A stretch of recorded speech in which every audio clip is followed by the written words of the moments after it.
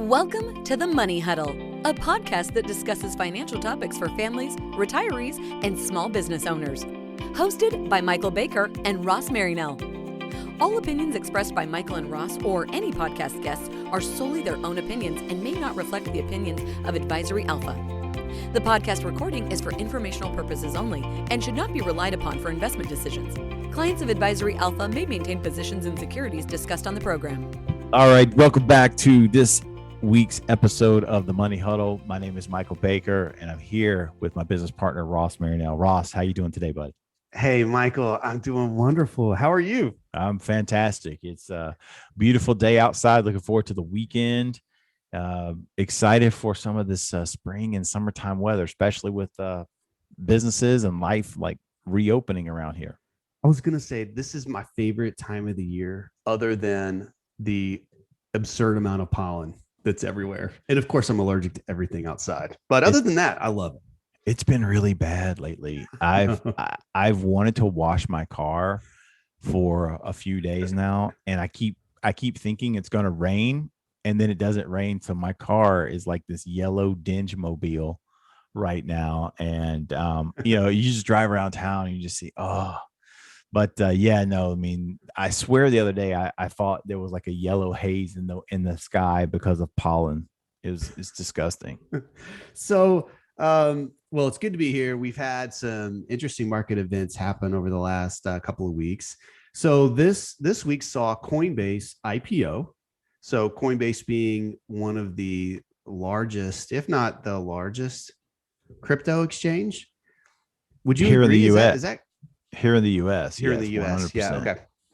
And so we're sort of having a crypto revival. So this is what, our second, third, fourth time that these different various crypto assets have sort of increased in price. And it's, I've come down there where cryptocurrency is not going away, barring some unforeseen regulation that just ultimately attempts to kill that space. I don't think it's going anywhere, but like anything else, like the more longevity it has and the more exposure it has, the more acceptance it has. Coinbase having a huge IPO this week, again, plays into that narrative. You're going to have more and more people that finally say, well, maybe it's time to look at it. Institutional money, hesitant investors, late adopters. I mean, they're going to all be taking a look, and it's going to be interesting to watch. So I have a little personal story related to this, if you want to hear it. Let's hear it. Okay. So a few years ago, when the initial crypto craze really bubbled over and went national, you and I sort of dug in to understand those markets a little bit better. You sort of drug me along to participate in some of these, because you had to pull me. Because I'm a little bit more grumpy. You were more open to it. Notice how he's already setting it up for me to be the scapegoat. Just notice how it's already, Michael, remember that time when you told me to do this? So when it initially bubbled up at the end of 2017, we had participated in one of these sort of altcoin cryptocurrencies. And over the last couple of years, I've sort of forgotten about it. Right. I mean, just move on with life. We're growing a business and things happen, and I just sort of forgot about it. And recently I looked back and checked the price. I was like, oh, wow, that's up a little bit. I need to go in there and find where I have these coins. So if you've purchased cryptocurrency before, I have a little ledger, which is basically like a USB drive. And I have an old PC, Michael. Michael already makes fun of my current PC. The old one is even older, and which has the desktop, the connection to that ledger. So Michael, I'm in there rooting through, finding all these components to pull this together. I felt like I was Han Solo firing at the Millennium Falcon, just like banging on the, come on, start up. Like Chewie's next to me, like, and I'm trying to just hope that the thing fires up. And so sure enough, computer fires up, ledger works. I actually remember passcodes, and eventually the stars aligned that I was able to take advantage of that last price bump. But man, it's such a strange world, just going back through that process again of how to buy and move assets around, that it's just a whole nother world. It is, and there are people and businesses and companies that are working overtime trying to make it easier for advisors and everyday investors to get access. And but there's so many things that it's a very unique space, and a lot of people just that are in the financial services industry don't necessarily have the expertise that the crypto world has. And there are a lot of people in the crypto world that don't have the expertise that is needed to get into financial services. So there's a unique bridge opportunity happening right there. And we know some cool people that are working on that. And so that'll be interesting to watch develop in the days and months ahead, because one area that is absolutely 100 miles an hour right now when it comes to growth and innovation is the cryptocurrency space. Yeah, and I give all due respect to those early adopters that took the time to understand the mechanisms and what to invest in and how to do it. Kudos to them if they've made a successful investment. So yeah, Doug Bonafarth put a tweet out the other day that I thought was funny, and I think it was something to the effect of like, Bitcoin was created so that millennials could eventually tell everyone that they bought a $780 pizza. Just because back in the day, that's what people were doing with it. And I have a friend who told me he was buying pizzas, with his Bitcoin, and if they would have just left it alone, kind of like you, like they put the computer and shoved it under the bed for a few years. These people could buy houses now. One of my favorite stories that we came across a few years ago was there was the story was that this young kid had purchased Bitcoin at some point in time, stored it on an old hard drive computer, and just sort of forgot about it, just like I was talking about. And then as the Bitcoin explosion happened in late 2017, and the price just really hit, well, almost hit 20,000 back then. Right. I remember him like going in and telling the story, like he was running down to his dad's house. Remember this story? He was running down because he had 10 or 20 or something like that Bitcoin on this old hard drive, and they figured out how to get it open and get it transacted. What a day. Like that's like hitting the lottery. You've heard of like putting on an old, pair of jeans or an old jacket that you hadn't, washed in a while, and you find like a $20 bill in your pocket, and you're like, man, today's gonna be a good day. Imagine like, oh gosh, I have 15 Bitcoin on this computer and I totally forgot about it. That's a game-changing day right there. That's a cool, like that's the investment story I'm here for. What a cool moment. Like you just recall one, you had the wherewithal to maintain the hard drive and not get rid of it and still remember how to access those. My favorite crypto story is not, probably doesn't reveal high moral character, but I just think it's so comedic, at face value, is this guy that was overseas in Italy that had committed fraud, and he had like $60 million worth of Bitcoin stored away. Oh, wow. And they put him in jail, put him in prison, but the government could not get access to the assets, to seize the assets, because they didn't have his pass keys. They didn't have his private keys. And they kept saying, give us the private keys. And he's like, no. And so like, this dude like goes to jail, does his time, and they can't seize the assets. And I'm like, man, that's quite a predicament. Now, I'm sure that it's not going to end well for him because he's a criminal. But one of the things that story does actually illustrate is the fact of the security side of it, when it comes to cryptocurrencies and these assets and that's why they tell people, if you do dabble in it, do not lose your private keys, because that could be all she wrote. Case in point, a couple of years ago, you remember there was the guy who was the head of the crypto exchange who died, and he had the keys for this exchange, and there was like millions of cryptocurrency value lost because they could not access his laptop. Right. The hard drive was encrypted so well that no one could get access to the exchange to basically distribute people's, get it back to them, get them back. Absolutely. Right. Well, we talked about I'll mention this briefly and then we can move on, but as a serious note to any of our listeners that do own a significant asset in some type of crypto ledger, it needs to become a part of your estate document. So if God forbid something happens to you, you want that asset to continue on to your family. There's no real defined way of how you're going to pass that information along. Cause like you said, if you lose the codes, it could be lost forever. No, absolutely. And so, and to piggyback on that, if you are involved in cryptocurrency in any way, or if you're investing in that, it needs to, you need to take it serious. It's not just a hobby anymore. Treat it like any other asset, any other thing that you own. Make sure you have, a thought out, careful planning strategy for what you're doing. Make sure you accounted for it on, having backups to your accounts, your keys. Make sure you've got the right protocols in place. Make sure you have it part of your estate plan, because this is a new emerging asset class, and I think it's going to continue to grow. So treat it with respect. Don't just pretend that it's something out there that is a hobby, unless you're just willing to burn your gains. Absolutely. And it's true. And certain people, like I said, who got in early are working with really significant balances now. So take that risk management to heart and do yourself a favor and take some common sense protections.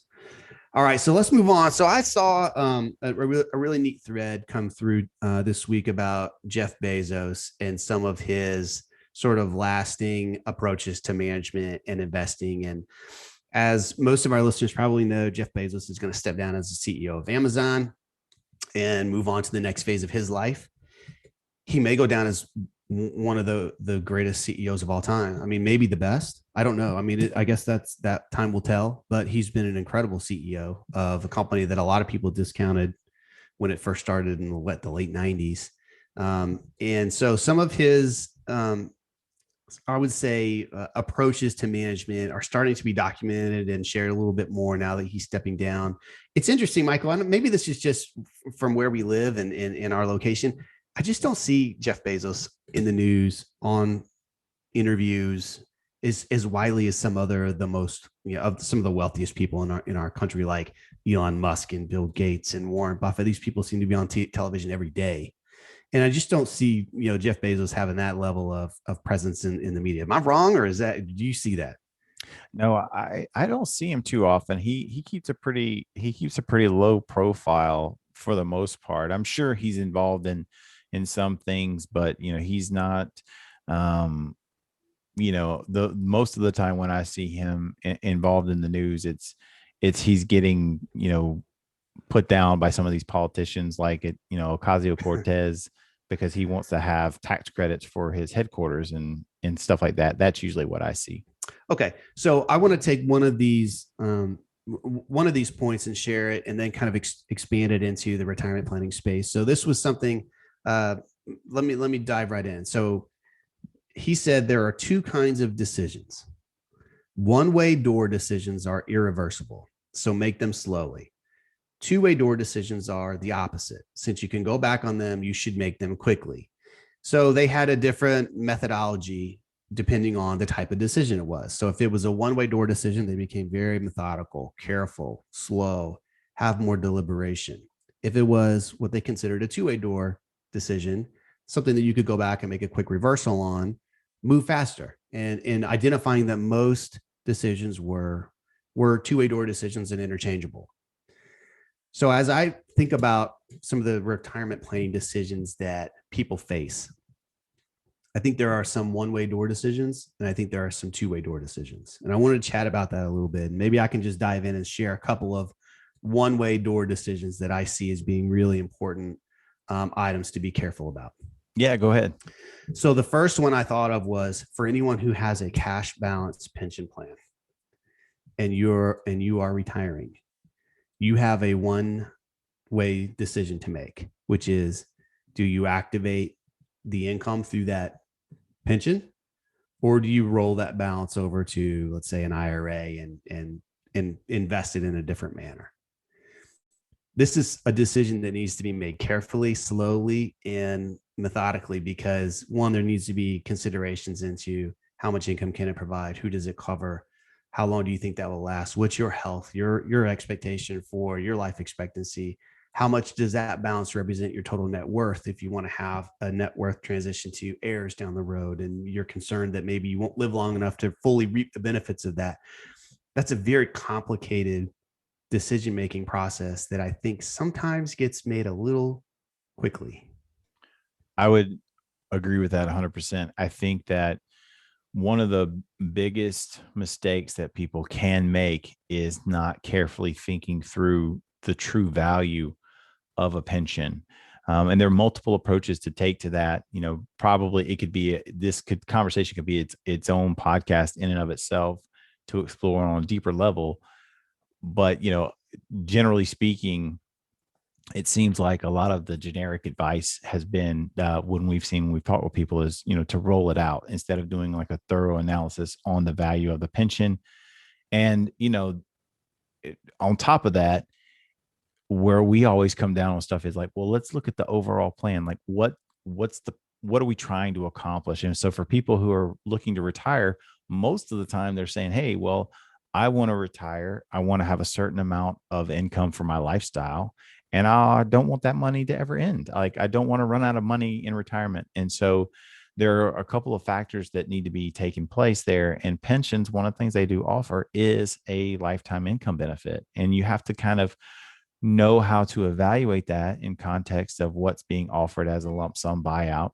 And most people don't know how to do that. Where we err a lot of times as humans is we look at the size of the number and we see, wow, that's a really big number. And it looks enticing, kind of like a filet mignon steak. And we're like, oh, I really want that steak.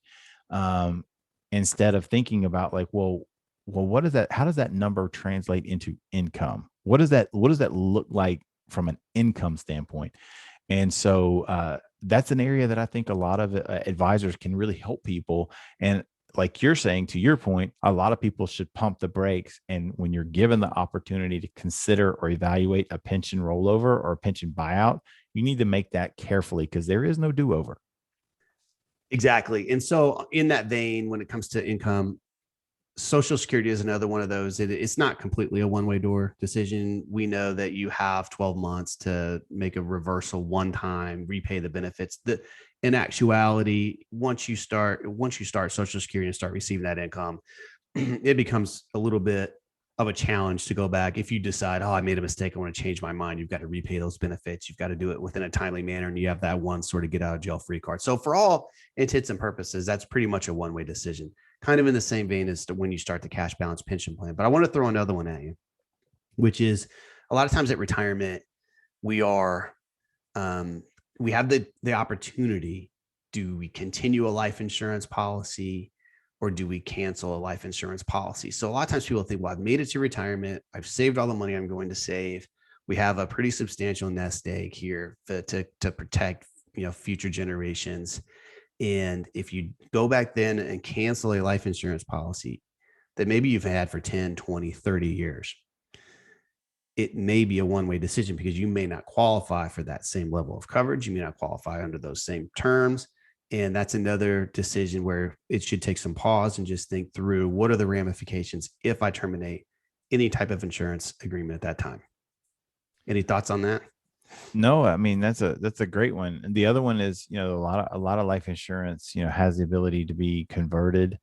Term policies sometimes can be converted, but I agree with you. There a lot of times folks that have, been paying for a life insurance policy, you have to go back. What was the original intention of the coverage? Was the original intention of the coverage to protect you all the way to retirement? Or was it to protect like, your spouse and your family if something were to happen to you?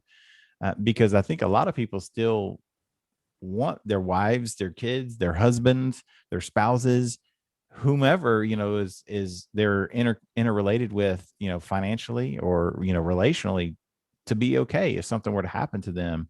And so while the original intent may have been one thing, doesn't mean that that's a dead asset or something that just needs to be, thrown out and discarded. It could be used in a different way. And again, it's like you said, it goes into the one-way door segment because somebody that's 70 years old wanting to get life insurance is going to be looked at very, very differently than someone who was, applying for life insurance at 45. Exactly. And in that same vein, so just kind of transitioning then to some of the two-way decisions, there's quite a few of those too. Right. So should we roll over an IRA to this management firm, invest in this portfolio model? We can change our mind, maybe roll over to something else. Know what your parameters are for the agreements that you set up. Do you have the ability to terminate a relationship with an advisor? Is the assets that you're owning liquid, transferable? Those don't have to be, that's just not saying they're not important decisions, but you have the ability to pivot and change if things don't work out the way you thought. One of the ways that we sort of have a two-way door as well is, when a client newly retires and they're starting their retirement income budget. So maybe there's a pension, a social security, but they know they need some type of supplement from their savings. A lot of times we don't know exactly. It's hard to pinpoint in the first few months of retirement because you haven't been retired before. So you don't know what you're going to need yet. You know what your fixed expenses are, but what's the travel budget? How much are you really going to spend? And so a lot of times we'll just encourage people to just take a midpoint. What do you think you're going to need? Let's start there. And guess what? In 3 months, if it's too much, we'll scale it back. If it's not enough, then in the plan allows, then we ratchet it up a little bit. And so I think sometimes it's don't lose too much, don't have too much worry over some of that starting point, as long as there's flexibility to move up or down. I agree. And I think what you're talking about is a great opportunity for people who have not retired yet, but they are looking at, hey, in the next couple of years, we're really thinking this is the time. What an opportunity for you guys to practice retirement. Start tracking your expenses, like really tracking them. Start seeing like, all right, what are we paying for this? What do we need for that? Come up with in your mind a retirement budget. See if you can live on that. Like don't give yourself a bailout. Like say, okay, our budget was $5,000 this month, and there's not enough month at the end of the money, or there's not enough money at the end of the month, whatever, because it becomes a lot different when you do make that leap, right? And what you're saying is like, yes, you can make some adjustments, but this is why we talk about planning the way that we do, is like, you can give yourself a trial run before you actually go and avoid some of that. Yeah. So I want to put one more potential one-way decision out there, and then maybe this will roll into the next conversation. Yeah. Which is, if you are in a corporate setting, maybe you're with a large corporation in town, you've been there for a while, 20, 30. We have a lot of folks who come to us that have been working at the same firm for over 10 years that have group health insurance benefits, life insurance benefits, et cetera. When do I stop working there? Now, of course, you could retire from your corporate job and go find an alternative employment, but it's a little bit more challenging to duplicate some of the benefits that are at that original job. If you've been there for a number of years, you have seniority, you may have additional benefits that starting a new employment somewhere else, whether it's temporary, contractor based or whatever, may not be there. So yes, of course, you could go and find another line of employment if you decide, I may have retired a little too early, or I'm not happy at home. But that first job that you leave, in some cases, might be a one-way choice. Yeah, again, it's, you have to weigh it out. I mean, we meet people with all different kinds of stories. And this is a good segue in something I was going to share. Seth Godin, I think, is a brilliant marketing mind, and Seth, he literally writes every day. So I get like a little drip from Seth in my inbox every day. And this was, he wrote about today was everyone is rational. And he says, but if that's true, then why don't we all agree on the right next step? It could be because everyone has a different experience or different data and different goals, or it could be that you are the only one who is rational. And it could be that we all like to tell ourselves that we're doing the right thing, but ultimately all we can do is make choices based on how we see the world. The way we see things drives our choices. And of course, our choices change the way we see things. And you have to understand Seth is he's what he's saying is like we're all different and we all view things differently, see things differently. And there are going to be people that are just like us that, we look at the exterior, we look at them on paper, but they see things completely different. And so to your point, like some of these choices where it may make total sense for one person to have a certain set of actions, it may make complete opposite. It may be a total opposite path for someone else in a similar circumstance. And that's why, the human side of finance is you can never pigeonhole people into that. There is no cookie cutter approach for dealing with people. Yes, there's math and there's statistics and there's things that, we can quantify, but then there's stuff that we can't. We got to get in there, roll our sleeves up and figure out what really works best for you, Mr. and Mrs. Jones, and that's what's exciting for me just as a planner. I enjoy that. And I know you do too, but that's part of the message that we want to help people understand. And what I'm taking away from this article that you're sharing, Ross, is yes, there are some decisions that are irrevocable and we have to think through those. But the other ones, it doesn't mean they're unimportant, but it does mean that we have some flexibility, that if we decide to go down a path and we change our mind, it's better for us to figure out we want to change our mind quickly, and do that than get caught up in analysis paralysis, and sometimes it's better just to, try some things knowing that we can reverse it. But the stuff that we get one crack at, we need to get it right. That's it. That's sort of exactly how I took away that little bit of conversation is sometimes we need to think slow and be methodical. And sometimes it's okay to move a little quicker. All right. So Michael, we're in South Carolina, York County. I was talking to a real estate agent who's been in the area for 30 years. She's a wonderful agent. And she said something to me that just floored me. She said, Ross, there are 70 homes for sale in all of Rock Hill, South Carolina. 70. Yep. This is one of the more intriguing times of home ownership, housing price valuations I have ever seen. And there are a number of contributing factors to this. But this has given some of our clients an amazing opportunity to get to a retirement desk, to make an important housing decision that they have been thinking about for a long time. We are in the process through transitioning from in-office employment to work from home, video conferencing, having employment options that may be completely virtual. Mm-hmm. Having clients that have wanted to move to a retirement destination, whether it's to the coast, whether it's south, whether it's to family, or just to a smaller, easier to maintain home in a more of a retirement community setting. What has happened in our housing market in the last year has given them a world of opportunity. We are seeing homes go under contract in days, if not a day. We're seeing homes go for over market value, closing quickly. It is, and I asked her point blank, have you ever seen anything like this? And she literally said, no. This is the most insane housing market that she has experienced in this area. What are your thoughts on this? How it's helped a number of our clients, but also just what does that mean for people moving new to the area? What does this look like? Well, now I know why everybody I seem to bump into wants to become a real estate agent.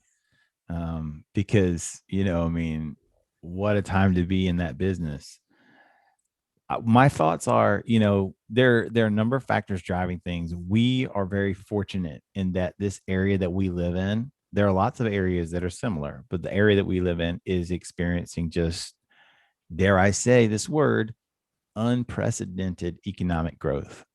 We've got the Panthers organization that's moving from Charlotte down here into Rock Hill in York County, bringing a ton of economic investment with it.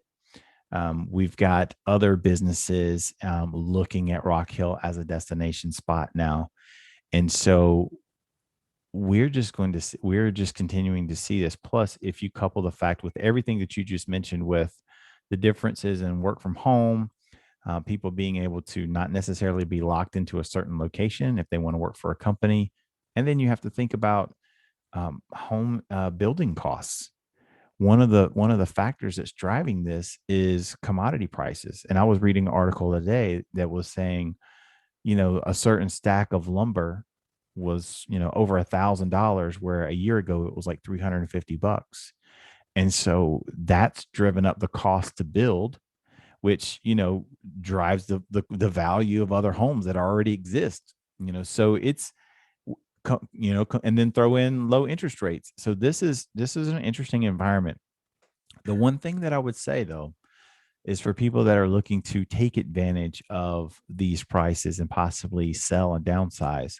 One of my people that and he's been on the podcast before, he's done webinars, Jay Reinhardt. One of the things that Jay says is know where you are going, because these houses are moving quickly. And if you could find yourself in a situation, if you want to downsize, where your home is sold, but yet you don't have a place to go. And so think through it carefully. But in this type of environment, man, it's great to see people thinking through and doing well. I know that a lot of younger people are having their first home. They've done extremely well because of home price rising, and they have equity to move into maybe a larger home if they can find one for their family. And then you have these, existing people that are looking at using their home equity wisely to consolidate, high interest credit card debt. That's been a trend that we've seen, or, consumer debt. And then, of course, people that are looking to downsize, they're probably dealing with a little bit more equity than they would have thought a couple of years ago. So it's a nice position to be in for a lot of these folks. No doubt. And so you said something at the top of your conversation there, that there are a lot of real estate agents right now. I found this statistic. It said at the end of January, there were a little over 1 million homes for sale. That's down 26% year over year, and the lowest on record since 1982. And there are 1.45 million real estate agents. So at the moment, there are more real estate agents than listings. Yep. I can believe it. It's just, that's a mind-boggling statistic. We have a housing shortage. We don't have enough homes to accompany, I think, the new first-time home buyers, the millennial generation. They're ready for that family formation stage. They're ready to own a home. And there's just is not enough supply. And that challenges, like you said, all the supply chain down, from getting the materials to getting the lots to getting the actual construction companies freed up to actually build them. I mean, you got to have the labor force to build them, and we're running short on a number of these areas. But for the time being, this has given a lot of people a wonderful opportunity if they wanted to make a housing decision to do it. It's given them flexibility. And as long as, like you said, they have a place in mind to go, and a number of our folks that we work with do, and they've been waiting for these types of moments where maybe they can move a year or two earlier than they anticipated, but actually continue their jobs. Right. Because now they have the ability to work in a virtual nature, and maybe they visit the corporate office a few times a year, et cetera. But for the large part, they may be able to find themselves working where they want to retire now. What a wonderful opportunity. That is a pretty neat opportunity. And hopefully, like you said, talking back to our original conversation, the one-way door, two-way doors, that's not necessarily a one-way door, but it's a two-way door that swings slowly. So I would say, make a wise choice. Don't run into that, without having, clear eyes and thinking through all the options that may be laying before you. You're absolutely right. And the real estate decision is not irreversible. We've had clients make them change their minds, find themselves with opportunities that they weren't expecting, where they had equity appreciation in a home and realized, wow, I can actually maybe move again and pocket and downsize a little bit further. And so hopefully this continues. I don't know. This doesn't feel like the type of fad of the 07, 08 run up, where so much of that activity was just the availability of credit. The types of loans that were being handed out back then. It's a very different situation. The credit criteria standards have not swung open like they were back in the mid 2000s. It's just not happening. So this is really fueled by just the amount of people who want to buy a home, and in particular, like you said, in areas like ours. So, all right, what else you got for us? I think we're good, man. Today, there's a few other things. I'll leave with one kind of like technical nugget, and this is a to be determined. But just this week, the IRS dropped threw a curveball, I should say, on everyone that's inheriting retirement money. So this goes back to the Secure Act, which was passed in late 2019. Secure Act, and basically it ended stretch IRAs. And quick primer on stretch IRA: this was if you had inherited assets from someone who had a 401k or an IRA, and you were a named beneficiary. If you were not the spouse, but you were a named beneficiary, you had the ability to stretch the required minimum distributions according to your life expectancy. And so a lot of people it was a neat planning technique. A lot of planners would encourage and help people figure that out and incorporate that into a financial strategy for themselves. Well, the Secure Act did away with that. And the Secure Act established a 10-year rule. And up until this past week, the assumption was that the 10-year rule simply meant the account needed to be empty 10 years after the date of death. The IRS says, not so fast. They said, now there is required minimum distributions from these accounts. And in the same report, they contradicted themselves. So all that to say is we are going to be monitoring this very carefully. I can't imagine that they are not going to have to go back and re-release clarifying language. But for people that are inheriting assets right now, I would encourage you, talk to a financial planner, talk to somebody who understands this stuff.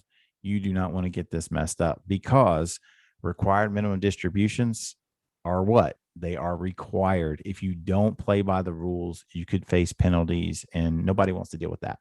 So that's something we're monitoring. It just came out. It is hot out of the oven. We still don't have all the details, but it is something we're watching.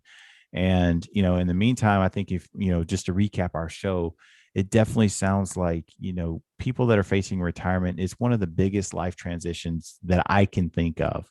It's so many people take it and approach it in different ways, and that is okay. But there are some things that you have to consider that are a one-way street. Like Social Security could be a permanent decision. It's got a little bit of a window where you can change your mind, but it's one of those ones where usually when you pull the lever, it's done. Same with enrolling in Medicare. Enroll in Medicare, that's a big deal too. Cash balance pensions, all of this stuff, it matters. And one of the things we like to tell people is if you can consistently make good decision after good decision after good decision, the compounding on that can have lifelong impacts for you. So we encourage you, if you are in the local area, reach out to us. We love helping people plan and prepare for retirement. We love our young families that are growing and building their wealth. Give us a shout. Shoot us an email. You can email us at themoneyhuddle@vcplanning.com. Thanks for listening. We'll talk to you next time.